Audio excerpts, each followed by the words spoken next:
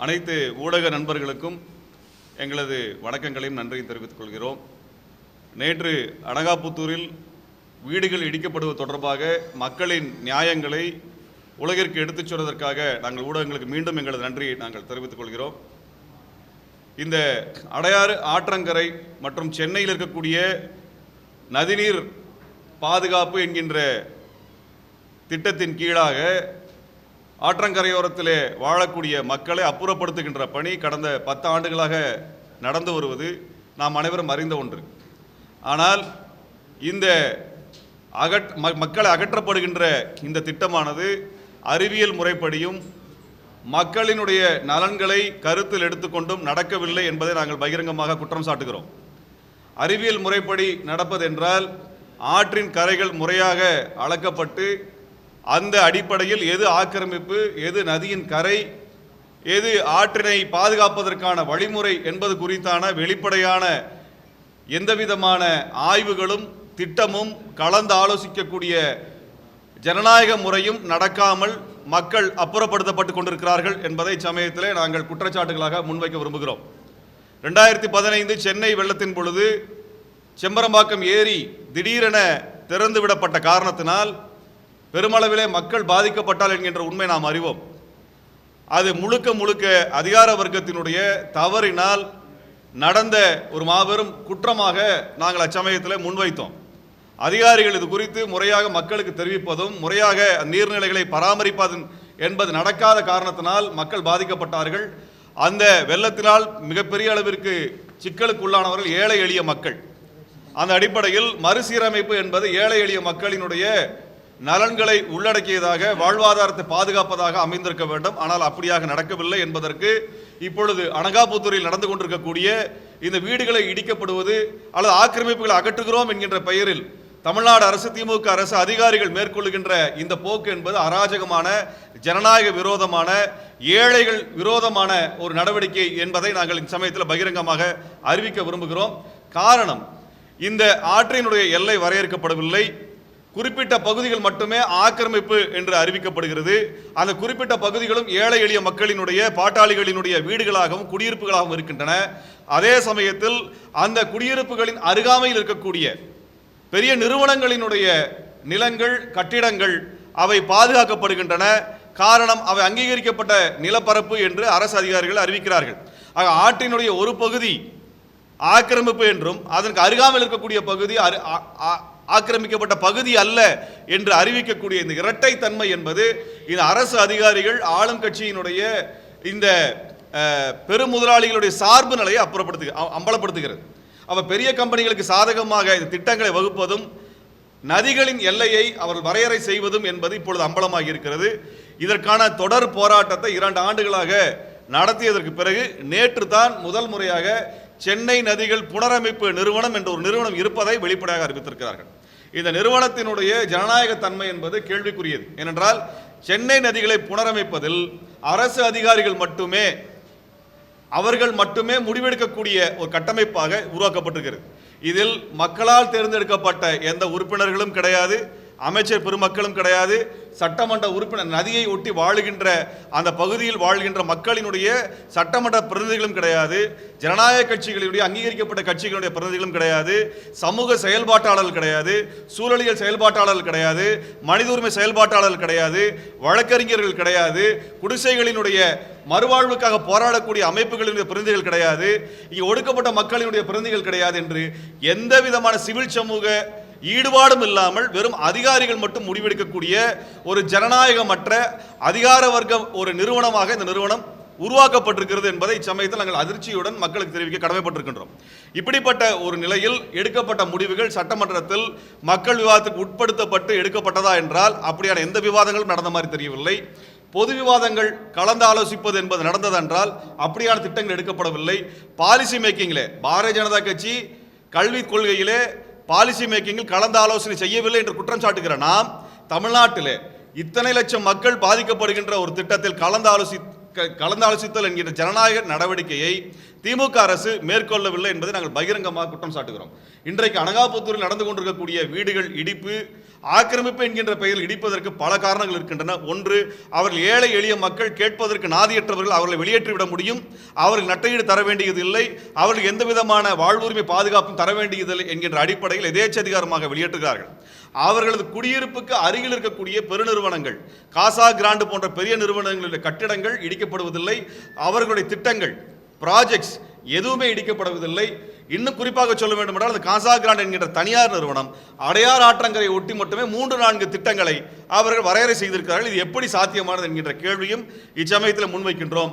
ஆற்றின் ஒரு புறத்தில் வீடுகளை அகற்றுகிறீர்கள், மறுபுறத்தில் இருக்கக்கூடிய ஆக்கிரமிப்புகளை பற்றி பேசுவதில்லை. காரணம், அங்கே தனியார் நிறுவனங்கள், கல்லூரிகள், பெரிய பெருநிறுவனங்களுடைய திட்டங்கள் வருகின்றன. ஆகவே இந்த இரட்டை தன்மையை அம்பலப்படுத்துவதற்கான ஒரு ஊடக சந்திப்பாகவும், இந்த திட்டத்தினுடைய முழுமையான சட்ட ரீதியான அங்கீகாரம் என்பது இல்லை என்பதை அம்பலப்படுத்துவதற்காகவும் இந்த சந்திப்பை நாங்கள் நடத்துகிறோம். அதே சமயத்தில் உண்மையாகவே இவர்கள் ஆற்றை தூய்மைப்படுத்துகிறார்களா, அதற்கான நோக்கம் இருக்கிறதா என்றால் அப்படி எதுவும் இல்லை.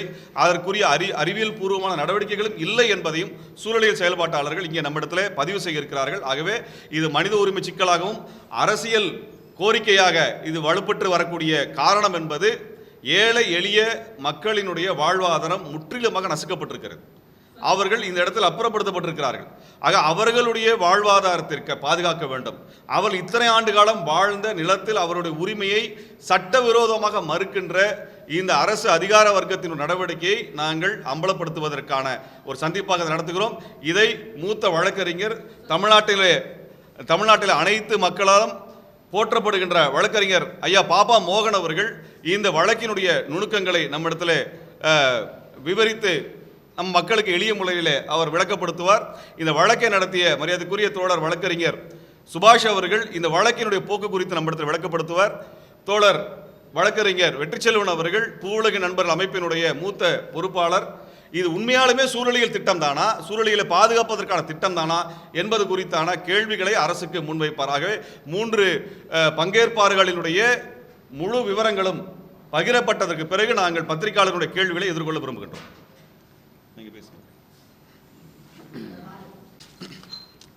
அனைவருக்கும் வணக்கம். நேற்று அனகாபுத்தூர் நடந்திருக்கக்கூடிய சம்பவம் என்பது தமிழ்நாட்டில் இருக்கக்கூடிய மாணவரையும் இன்றைக்கு பார்க்க வைத்திருக்கிறது. நீர்நிலையில் இருக்கக்கூடிய ஆக்கிரமிப்பை அகற்றிவிடும் என்பதில் எந்த விதமான மாற்று கருத்தும் கொள்ள முடியாது. ஏற்கனவே தமிழ்நாட்டில் சென்னை உயர்நீதிமன்றம் 2005ஆம் ஆண்டு Christian versus State of India Tamil Nadu என்ற வழக்கிலே தான் நீர்நிலைகள் என்பவையில் இயற்கைக்கான ஒரு பாதுகாப்பானவை. ஆகவே நீர்நிலைகள், நீர் வழிப்பாதைகளை பொறுத்தவரையிலும் அவைகள் பட்டா கொடுக்கப்பட்டிருந்தாலும் கூட அதை அவைகளை ரத்து செய்துவிட்டு அதை அப்படி பட்டா கொடுத்தவர்கள் மீது நடவடிக்கை எடுக்கப்பட்ட உத்தரவெல்லாம் போட்டார்கள். இன்றைக்கு அதற்கு பின்னால் இன்றைக்கு நம்ம சென்னை உயர்நீதிமன்றத்தில் ஆகட்டும், உச்சநீதிமன்றம் ஆகட்டும் ஏகப்பட்ட தீர்ப்பை கொடுத்திருக்கிறார்கள். இங்கே அடையாறு ஆற்றை பொறுத்தவரையிலும் அதை மறு சீரமைப்பு கொண்டு வர வேண்டும் என்கிற வகையில் ஒரு திட்டத்தை கொண்டு வந்து அதற்காக ஒரு 747 கோடி ரூபாய் 42 கிலோமீட்டருக்காக இருக்கக்கூடிய வழிகளில் ஆக்கிரமிப்பை அகற்ற வேண்டும் என்று சொல்லக்கூடிய பொதுவான திட்டத்தை போட்டுவிட்டு அதை நடைமுறைப்படுத்துகிற போது ஏற்பட்டிருக்கிற சிக்கல் தான் உண்டு. ஏற்கனவே திருமுருகன் காந்தி அவர்கள் சொன்னதை போல ஒரு ஆறு என்று சொன்னால் ஆற்றினுடைய அகலம் என்ன என்பதை பற்றி ஏற்கனவே நமக்கு வரைபடம் புலவரம் ஒன்று இருக்க வேண்டும். அதே போல் ஆற்றை ஒற்றி இருக்கக்கூடிய கரைப்பகுதி, பொதுவாக ஆற்று புறம்போக்கு, வாரி புறம்போக்கு, பள்ளப்புறம்போக்கு, சாலை புறம்போக்கு இவை போன்றக்கூடிய ஆற்றை ஒற்றி வாரி ஒற்றக்கூடிய அந்த புறம்போக்கை பொறுத்தவரையிலும் யாருக்கும் பட்டா கொடுக்க மாட்டார்கள். இது பொதுவாக இருக்கக்கூடிய நிலைமை. Tamil Nadu survey and boundaries act 1923 பிரகாரம் ஒரு இடத்தை அளவு செய்வது என்று சொன்னால் அது பிரிவு 9 கீழ் எப்பொழுதுமே சம்பந்தப்பட்டிருக்கிறவர்களுக்கு அறிவிப்பு கொடுத்து விட்டு தான் அந்த அளவை செய்ய முடியும். எப்பொழுதுமே அப்படி செய்து ஆட்சேபனை கேட்டுவிட்டு அதற்கு பின்புதான் இறுதிப்படுத்தி அரசாணை வெளியிட வேண்டும். இவைகளெல்லாம் இருக்கிற நடைமுறை. இங்கே சென்னையை பொறுத்தவரையிலும் இங்கே இருக்கக்கூடிய ஆறு என்று சொன்னால் அந்த ஆற்றை அளப்பதற்கான முறையில் அதற்கு ஒரு திட்டம் இருக்கிறது. இங்கே அந்த திட்டத்தின்படி நீங்கள் அளக்கிற போது ஏற்கனவே இங்கே ஏறக்குறைய மாண்பு முதலமைச்சர் எம்ஜிஆர் அவர்கள் இருந்த போதே இந்த பகுதி மக்கள் ஆக்கிரமித்தாக சொல்கிறார்கள். ஆகவே தான் அவருடைய பெயரிலே உண்டு, டோபிகானா நகர் என்று உண்டு. ஆக 3 பேரிலே நகர்களாக உருவாகி சாலைகள், மின்சார வழி, வீடுகளுக்கு மின்சாரம், வரி கட்டுதல், இப்படி நகர்களாக உருவாக்கப்பட்டிருக்கின்றன. ஆகவே இந்த பகுதிகளை பொறுத்தவரை எளிய மக்கள், சாதாரண மக்கள், வீடற்றவர்கள் எல்லாம் அங்கே ஆக்கிரமித்து அவர் ஏற்கனவே கட்டியிருக்கிறார்கள். பல பேருக்கு பட்டா கொடுக்கப்பட்டிருக்கிறது. இந்த நிலையில் இப்போது ஏற்கனவே 2023ஆம் ஆண்டு சென்னை உயர்நீதிமன்றம் கொடுத்திருக்கக்கூடிய அந்த வழக்கில் அவர் காண்பிக்கக்கூடிய அந்த கடைசி உத்தரவே, அதில் போடப்பட்டிருக்கிற உத்தரவே, on 21/6/2023 this court suggested that the survey would be conducted with respondents, அரசு அதிகாரிகள். Respondents may conduct a fresh survey and place the report on record. The petitioner shall report to the office of the Tahsildar Pallavaram on so and so and date என்று 2023 ஆண்டிலேயே ஒரு உத்தரவு போடப்பட்டிருக்கிறது. அந்த உத்தரவை வைத்துக்கொண்டு நீங்கள் அப்போது ஒரு தனிநபர் பப்ளிக் பிரைவேட் ப்ராஜெக்ட் என்று சொல்லக்கூடிய தனிநபரை உள்ளடக்கக்கூடிய திட்டத்தை பற்றி அப்போது பேசவே கிடையாது. ஆனால் இப்போது தனிநபரை உள்ளடக்கியது மட்டுமல்ல, இதுவரைக்கும் நாங்கள் பார்க்காதது, இதுவரைக்கும் தீர்ப்புகளிலே பார்க்காத ஒன்று, தனியாக ஒன்று அரசுக்கென்றே தனியாக ஒரு டிபார்ட்மெண்ட்டுக்கு, சர்வே டிபார்ட்மெண்ட் இருக்கிற போது ஒரு தனியாரை வைத்துக்கொண்டு நீங்கள் எப்படி அழைந்தீர்கள்? அப்படி அழைக்கிற போது யாருக்கெல்லாம் அறிவிப்பு கொடுத்தீர்கள்? அப்படி அறிவிப்பு கொடுத்து அவைகளை மக்கள் முன்னால் வைத்து ஆட்சேபனை கேட்டிருக்க வேண்டும். இவைகள் எல்லாமே இல்லாமல் யாரோ ஒரு சில பேருக்கு மட்டும் திட்டமிட்டு இதில் இருக்க மிகப்பெரிய கார்ப்பரேட் சார்ந்திருக்கக்கூடிய நபர்கள் எல்லாம் இன்றைக்கு பெரிய பெரிய நகரங்களை ஆக்கிரமித்து அவர்களுக்கு உதவுகிற வகையிலே முன்கூட்டியே திட்டமிட்டிருக்கிறார்கள். மும்பை போன்ற இடங்களில் கிரேட்டர் மும்பை என்ற பகுதியில் என்று சொல்லி ஏறக்கூடிய அங்கே இருக்கிற ஸ்லம்களை முக்கால்வாசி அழித்தே விட்டார்கள் அங்கே இருக்கக்கூடிய கார்ப்பரேட்டுகள். அதே போலவே தான் சென்னை பெருநகரத்திலே இங்கு இருக்கக்கூடிய அடையாறு ஆற்றை நாங்கள் அகலப்படுத்துகிறோம் என்ற பெயரிலையும், இதே போல் இங்கு இருக்கக்கூடிய ஆறுகளை அகலப்படுத்துகிறோம் என்ற பெயரிலையும் ஒரு தனிப்பட்ட மிகப்பெரிய நபர்கள் அவர்கள் செய்யக்கூடிய மிகப்பெரிய கல்லூரிகள், அது வளாகங்கள், அவைகளுக்கான வணிக முறைகளை பயன்படுத்துவதற்கான முறையிலே இதை அதிகாரிகளுடைய துணையோடு எந்த கட்சி ஆட்சிக்கு வந்தாலும் சரி அவர்கள் பெரும் முதலாளிகளுக்கும் கார்ப்பரேட்டுகளுக்கும் சார்பாகத்தான் இருக்கிறார் என்பதை இந்த திட்டம் இன்றைக்கு ஏற்படுத்தியிருக்கிறது. ஆகவே முதலில் நாங்கள் கேட்பதெல்லாம் சட்டத்திற்கு புறம்பாக, அதாவது சட்டத்துக்கு புறம்பாக சொல்கிற போது உச்சநீதிமன்றமோ உயர்நீதிமன்றமோ போட்டிருக்கிற உத்தரவுகளினுடைய அடிப்படை லெட்டர் ஸ்பிரிட் சொல்கிறோமே, அது காட்டியிருக்கிற வழிகாட்டு அடிப்படையிலே இந்த சர்வே நடத்தினாலும் இடிக்கப்பட்டிருக்க காரணத்தினாலும் நாம் உடனடியாக இடிக்கப்படுவதை நிறுத்த வேண்டும் என்று சொல்லி மக்கள் சார்பாக நாங்கள் கேட்கின்றோம்.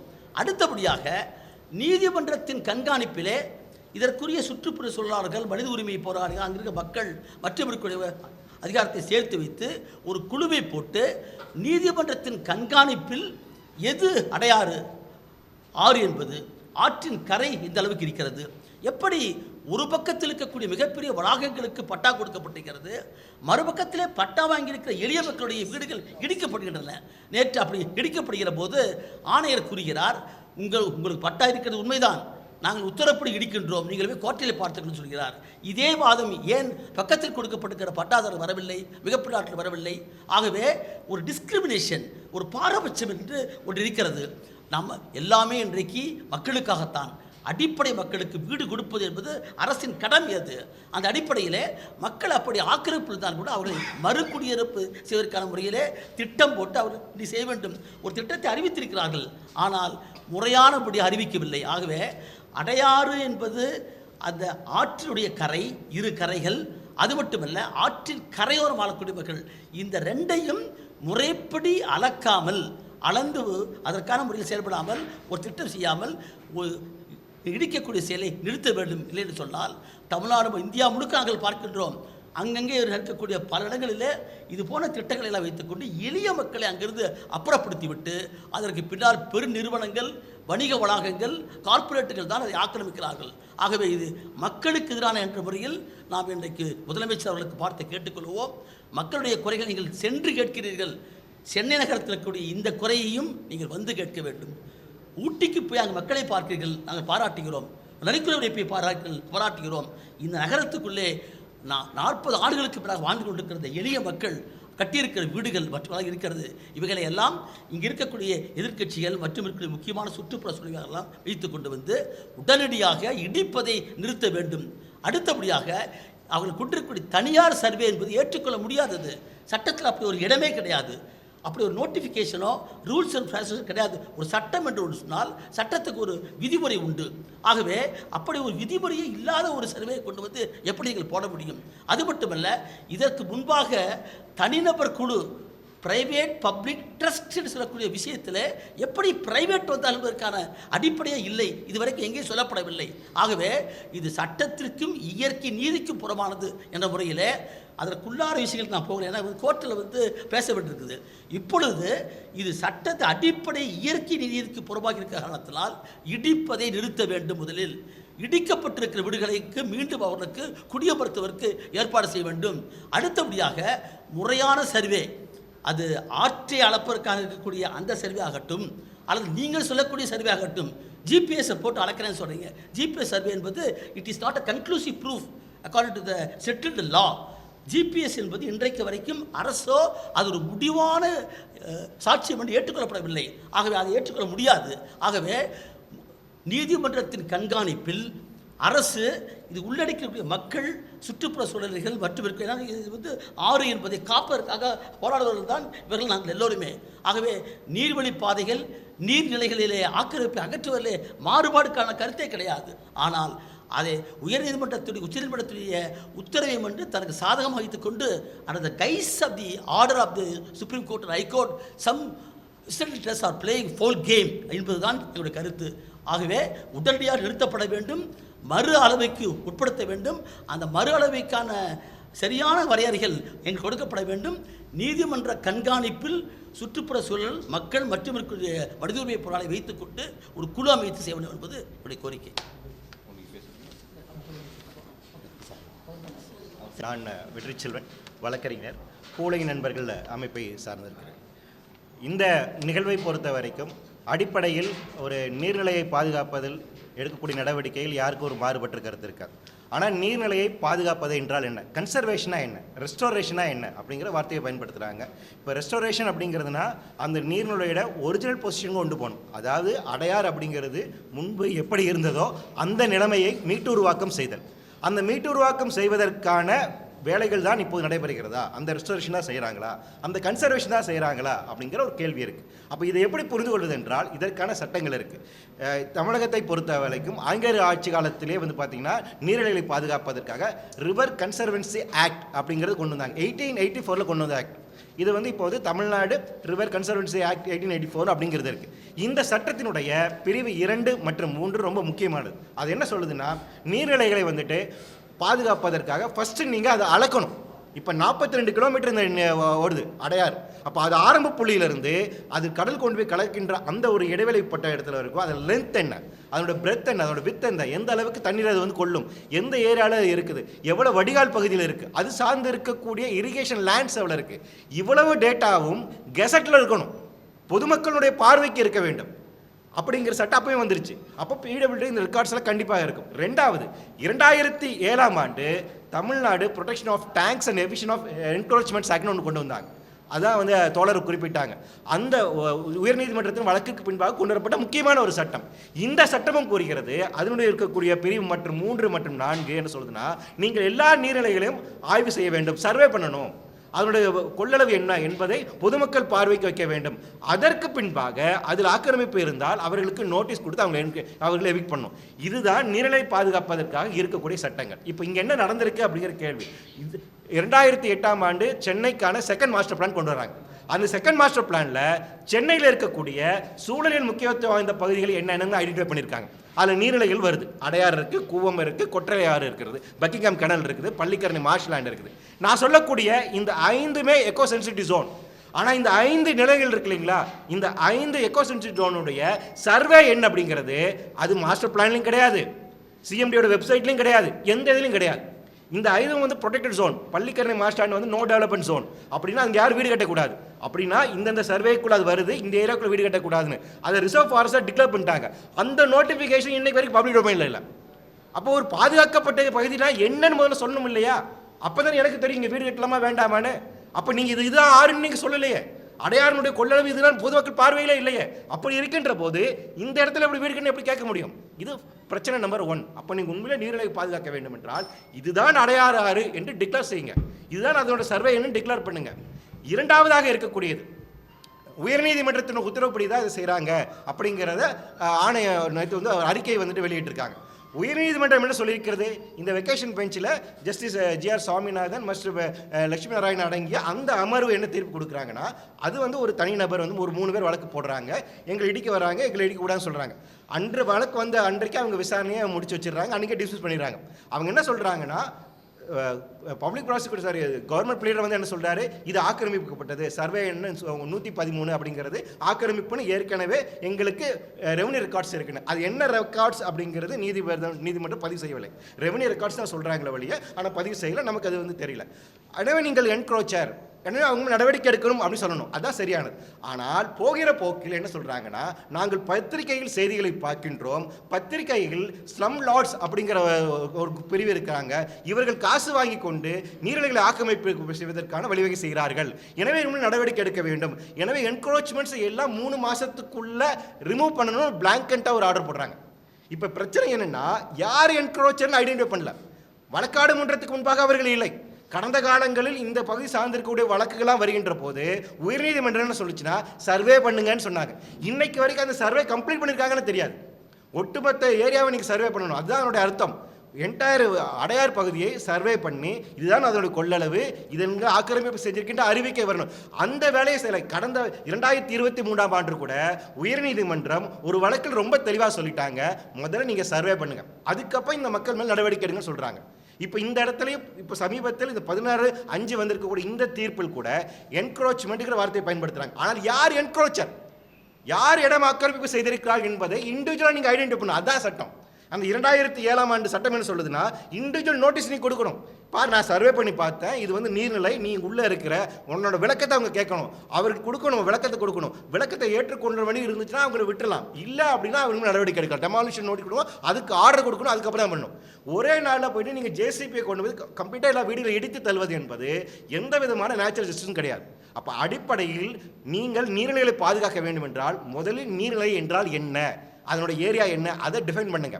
அதை டிஃபைன் பண்ணாத வரைக்கும் எப்படியான நடவடிக்கைகள் தோழர்கள் குறிப்பிட்டது போல டிஸ்பாரிட்டியோட தான் இருக்கு. இப்போ என்ன பிரச்சனை இருக்குது, இவரை விட்டுட்டீங்க, இவரை விடலை, என்ன விட்டுருக்கீங்க, என்ன இந்த கேள்வி வருது. இது ஏன் வருது, இந்த கேள்வி ஏன் வருது, இன்னைக்கு கேள்வி ஏன் வருதுன்னா, எது அடையாறுனே தெரியல. இப்போ அரசு 2023ஆம் ஆண்டு நம்ம செய்ய கண்ட்ரோல் ஆஃப் ஆடிட்டர் ஜெனரல் வந்துட்டு ஒரு ஆய்வறிக்கை வெளியிடுறாங்க, ரிப்போர்ட் நம்பர் 2 ஆஃப் 2023. அதில் சொல்கிறாங்க, பிரதம மந்திரியினுடைய வீடு கட்டல் திட்டத்தின் கீழாக நிறைய நீர்நிலைகளில் அரசே வீடு கட்டியிருக்கு சொல்கிறாங்க. நம்ம இப்போ பறக்கும் ரயில் இருக்கு இல்லையா, இப்போ மேலே இங்கே பறக்கும் ரயில் போயிட்டு இருக்கிற பாலம் இருக்கு இல்லையா, அது எதில் இருக்குது, நீர்நிலையில் தானே இருக்குது. அப்போ அரசு இப்போ என்க்ரோச்மெண்ட்டை பொறுத்த வரைக்கும் லீகலைஸ்ட் என்க்ரோச்மெண்ட் அப்படிங்கிறது இருக்குது, இல்லீகல் என்க்ரோச்மெண்ட் இருக்குது. அப்போ இது இருக்க முடியாது இல்லையா, இந்த டிஸ்பாரிட்டி இருக்க முடியாது இல்லையா. அப்போ இந்த வேறுபாடை தான் நாங்கள் சுட்டி காட்டுகிறோம். அப்போ என்ன நடக்கணும் அப்படின்னா, ஃபஸ்ட்டு நீங்கள் டிஃபைன் பண்ணுங்கள், அப்புறம் யார் ஆக்கிரமிப்பாளர்னு கண்டுபிடிங்க, அதற்கு பின்பாக நடவடிக்கை எடுங்கள் என்பதுதான் சரியானதாக இருக்கும். ஒரு நேச்சுரல் ஜஸ்டிஸை பின்பற்றப்பட வேண்டும், அதில் ஒரு சயின்டிஃபிக் ஆர்டரை வந்து நீங்கள் பின்பற்ற வேண்டும். இன்னும் சொல்லப்போனால் நீர்நிலை பாதுகாக்க வேண்டும் என்றால் அதற்கான ஒரு மேனேஜ்மெண்ட் பிளான் வேணும், என்விரான்மெண்டல் மேனேஜ்மெண்ட் பிளான் வேணும். அப்படியான பிளான் நமக்கு வந்துட்டு இல்லை. ஒரு நீர்நிலை பாதுகாப்பு கன்சர்வேஷன் இருக்கலாம். இன்னும் ரொம்ப அடிப்படையான இயற்கை பார்வையிலிருந்து பார்க்க வேண்டும் என்றால் நீர்நிலை பாதுகாக்க வேண்டும் என்று நீங்கள் சும்மா இருந்தால் போகணும். நதி தன்னை பாதுகாத்துக் கொள்ளும், நீங்கள் நதியின் மேல் எந்த நடவடிக்கை மேற்கொள்ளாமல் இருக்க வேண்டும். ஆனால் எல்லா நதிகளும் நாம் நடவடிக்கை தான் மேற்கொள்கிறோம். அப்போ அரசினுடைய இந்த டிஸ்பாரிட்டி தான் இங்கே வந்து பிரச்சனையாக இருக்குது. ஸோ அந்த வகையில் தான் நாம் முன்வைக்கக்கூடிய கோரிக்கை என்னவாக இருக்கின்றதால், அடிப்படையில் நீர்நிலைகள் என்ன என்பதை தெளிவுபடுத்துங்கள், அதற்கு பின்பாக யார் ஆக்கிரமிப்பாளர்கள் என்பதை தெளிவுபடுத்துங்கள். மூன்றாவதாக விஷயம், நீர்நிலைகளை குடியிருப்பு பகுதியாக மாற்றுவதற்கான அரசாணைகள் கடந்த காலங்கள் பிறப்பிக்கிட்டுள்ளன. சமீபத்தில் 2020 பிறப்பிச்சிருக்காங்க. அப்போ எதன் அடிப்படையில் சில நபர்களை மட்டும் நீர்நிலைகளை ஆக்கிரமித்துக் கொண்டு அங்கு வீடு கட்டிக் கொள்ளலாம் என்று அனுமதிக்கிறீர்கள் என்கின்ற அந்த விஷயங்களை அவங்க முன்வைக்கணும். அப்போ இந்த வெளிப்படை தன்மைகள் வர வேண்டும். அப்போ ஒரு டிரான்ஸ்பரன்சி வேணும் அப்படிங்கிறத கேட்குறோம். அப்போ நம்ம அரசிடம் வைக்கக்கூடிய கோரிக்கைகள் என்னென்னா, பாதுகாக்கப்பட்ட சூழல் பாதுகாக்கப்பட்ட பகுதிகள் என்ன என்று சிஎம்ஏ இந்தியாவுடைய மாஸ்டர் பிளானை வரையறுத்திருக்கீங்களா, அதனுடைய சர்வே நம்பர் வேணும். ஆக்கிரமிப்பாளர்கள் அப்படி நீங்கள் முடிவு செய்கிறீங்கன்னா அவங்க மேலே முறை ரீதியாக ஒரு நேச்சுரல்ஸ் ஃபாலோ பண்ணி என்ன நடவடிக்கை மேற்கொள்ள, அந்த நடவடிக்கை பின்பாக தான் நடவடிக்கை மேற்கொள்ள வேண்டும் அப்படிங்கிறது கேட்டுக்கிறோம். இறுதியாக ஒன்றே ஒன்று தான், சூழலில் நீதி இல்லாமல் சமூக நீதி இல்லை, சமூக நீதி இல்லாமல் சூழலில் நீதி இல்லை. நன்றி. வந்து அனகாபுத்தூரில் இடிக்கப்பட்டது என்பது அநீதியானதுங்க. அது நியாயமானதுன்னு இன்னைக்கு வரைக்கும் அரசாங்கம் சொல்லலை. இது வரைக்கும் அரசாங்கம் எதுவுமே அது நியாயமானதுன்னு நிரூபிக்கவும் இல்லை. நாங்கள் நேரடியாக அங்கே இருக்கக்கூடிய அதிகாரிகளை பார்த்து கேட்டோம், ஆற்றின் எல்லை எதுன்னு கேட்டோம். ஆற்றின் எல்லையை அவர் வரையறை செஞ்சு எந்த மேப்பையும் காமிக்கலை, எந்த சர்வேயும் காமிக்கலை. ஆற்றின் எல்லை என்று அரசாங்கத்தினால் அந்த நீர்வளத்துறையினால் ஒரு கல் நடப்பட்டிருக்கிறது. அந்த கல்லுக்கு மேற்புறமாக தான் மக்கள் குடியிருப்பு இருக்குது. இதுதான் வெளிப்படையான உண்மை. அப்போ மக்கள் வந்து ஆற்றங்கரையில் இல்லை. முதல் விஷயம், அனகாபுத்தூரில் அந்த மக்கள் ஆற்றங்கரையில் இல்லை. இதுதான் உண்மையானது. ஆற்றங்கரையில் யார் இருக்காங்கன்னா, இந்த மக்கள் இருக்கிற குடியிருப்புக்கு எதிர்ப்புறத்தில் இருக்கக்கூடிய மாதா இன்ஜினியரிங் கல்வி, மாதா பொறியியல் கல்லூரி இருக்குது, காசா கிராண்ட் இருக்குது, எதிர்ப்புறத்தில் காசா கிராண்ட் இருக்குது, அதுக்கு அருகாமையிலும் காசா கிராண்ட் இருக்குது. 2 ப்ராப்பர்ட்டி இருக்குது. அதுலேருந்து 1 கிலோமீட்டர் இன்னொரு காசா கிராண்ட் ப்ராப்பர்ட்டி இருக்குது. அப்போ இதெல்லாம் தான் எங்களுக்கு கேள்விகள் எழுப்பப்படுது. உண்மையாலுமே நியாயமாக நடந்திருக்கான் என்றால், அனகாபுத்தூரில் அநீதி நடந்திருக்கிறது. பெரிய நிறுவனங்களுக்கு சாதகமாக அதிகாரிகள் செயல்பட்டு கொண்டிருக்கிறார்கள். இது வந்து பிரச்சனை பெருசாயிடக்கூடாது, பெருசாவதற்கு முன்பாகவே எல்லா வீடுகளும் இடிக்கப்பட வேண்டும் என்கின்ற நோக்கத்தில் மட்டும்தான் அரசு செயல்படுகிறதே ஒழிய நீதி வழங்க வேண்டும் என்கின்ற நோக்கத்தில் அரசு செயல்படவில்லை என்று பகிரங்கமாக நாங்கள் குற்றம் சாட்டுகிறோம். இப்போ அதிகாரிகள் கொடுக்கக்கூடிய தகவலின் அடிப்படையில் எந்த முடிவும் எடுப்பதற்கு முன்பு சட்டமன்றத்தில் விவாதம் செய்து, நீங்கள் இத்தனை லட்சம் மக்களை வெளியேற்றுகிறீர்கள், இது குறித்து என்ன விவாதம், என்ன பாலிசி மேக்கிங் நடந்திருக்குன்னா இது வரைக்கும் எதுவும் இல்லை. இது வரைக்கும் அரசும் பதில் சொல்லலை. இத்தனை போராட்டம் நடந்திருக்கு. இது வரைக்கும் அரசு அதிகாரிகளோ அல்லது மக்களால் தேர்ந்தெடுக்கப்பட்ட பிரதிநிதிகளோ அமைச்சர் பெருமக்களோ யாரும் இதுவரை ஊடகத்தை சந்தித்து விளக்கம் தரவில்லை. இது 2 வருஷமாக நடக்கக்கூடிய பிரச்சனை. இப்போ எங்களோடது வந்து அனகாபுத்தூர் மக்களுக்கு மட்டுமல்ல, அடையார் ஆற்றங்கரை, கூவம் ஆற்றங்கரை, கொற்றலை ஆற்றினுடைய கரை, பக்கிங்ஹாம் கால்வாயினுடைய கரை. இந்த பக்கிங்ஹாம் கால்வாயில் 2000 வீடு இடிக்கிறதுக்கான நோட்டிஃபிகேஷன் கொடுத்துருக்காங்க. இதே முறை தான் நடக்குது. அப்புறம் அவங்க என்ன சொல்கிறாங்க, குடிசைகளிலிருந்து வெளியேறக்கூடிய கழிவு நீரை தடுப்பதற்காக பண்ணுறோன்றாங்க. நீங்கள் ஆற்று கரையை வலுப்படுத்துறீங்களா அல்லது மாசுபடுத்தல் தடுக்கிறான்னு சொல்லி பண்ணுறதுக்கான எந்த விதமான தெளிவான அறிக்கைகள் இது வரைக்கும் இல்லை. குடிசைகளிலிருந்து வரக்கூடிய கழிவு நீர் தான் ஆற்றை மாசுபடுத்துதுன்னா அங்கே இருக்கிற பெரிய நிறுவனங்களுடைய எஃப்ளூயன்ட் என்ன நாங்கள் சொல்ல, அதுக்கு ஏதாவது ரிப்போர்ட் இருக்கானா? எந்த ரிப்போர்ட்டும் இல்லை. அப்போ இந்த மாதிரியான ஒரு குழப்பமான விஷயத்தில் அவசரமாக அந்த வீடுகள் எடுத்துக்கொண்டிருக்கிறாங்க. ரொம்ப குறிப்பாக எங்களுடைய கவலை, மிக மிக குறிப்பான கவலை என்னென்னா, 500க்கும் மேற்பட்ட குழந்தைகளினுடைய கல்வி பாதிக்கப்பட்டிருக்கிறது. அதுக்கு தமிழ்நாடு அரசு பதில் சொல்லணும். நீங்கள் கொண்டு போய் நான் மறுகுடியுரிமை பண்ணுறேன்னு சொல்கிறீங்களே, 20-30 கிலோமீட்டர் தள்ளி போட்டால் குழந்தைங்க எந்த பள்ளிக்கூடத்தில் படிக்கும்? அதுக்கான வசதி என்ன இருக்குது? இப்போ நீங்கள் ஏற்கனவே கண்ணகி நகரில் இப்படி தான் கொண்டு போய் குப்பை மாதிரி எல்லா மக்களையும் கொட்டினீங்க. கண்ணகி நகர், பெரும்பாக்கத்தில் உயர்நிலை பள்ளிக்கூடங்கள் எத்தனை இருக்குது? எத்தனை மேல்நிலை கல்விக்கூடங்கள் இருக்குது? எத்தனை கல்லூரிகள், அரசு கல்லூரிகள் இருக்குன்னு இதுவரைக்கும் ரிப்போர்ட் இல்லை. ஏதோ அரசு மருத்துவமனை இருக்குதா? எத்தனை அந்த அரசு மருத்துவமனை எத்தனை பேருக்கு சிகிச்சை பண்ண முடியும்? ஏதாவது கணக்கு இருக்குதா? எந்த கணக்கும் கிடையாது. அப்போ இத்தனை லட்சம் மக்களை கொண்டு போய் கொட்டிடுறீங்க. இது திரும்ப திரும்ப நடந்துக்கிட்டே இருக்குது. அதனால் எங்களுடைய கேள்வி என்பது, இது முறையாக நடக்கவில்லை. ஆக மக்களிடத்தில் நாங்கள் தெரிவித்துக் கொள்வது என்பது, இது நேர்மையாக நடக்கலை. அரசு சொல்லக்கூடிய ஒரு காரணம் கூட உண்மையான காரணங்கள் கிடையாது. அரசு பொய் சொல்லுகிறது என்பதை தான் நாங்கள் சொல்ல வேண்டியது இருக்கிறது. ஆகவே நாங்கள் இது குறித்து எந்த விதமான விளக்கமும் அளிப்பதற்கு தயாராக இருக்கின்றோம். நீதிமன்றத்தில் மட்டுமல்ல, மக்கள் மன்றத்தில் மட்டுமல்ல, ஊடகத்தில் நாங்கள் பதில் சொல்ல தயாராக இருக்கிறோம். நீங்கள் கேள்வி கேட்டீங்கன்னா நாங்கள் பதில் சொல்ல தயாராக இருக்கோம். இப்போ இது வரைக்கும் கிட்டத்தட்ட ஒரு 600 வீடுகள் வரைக்கும் சொல்லியிருக்கிறாங்க.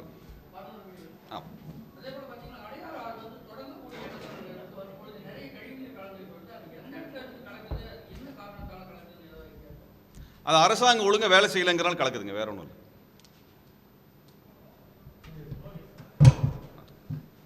ரொம்ப நன்றிங்க. நீங்கள் தான் மக்களுடைய பிரச்சனையை கொண்டு போயிருக்கிறீங்க.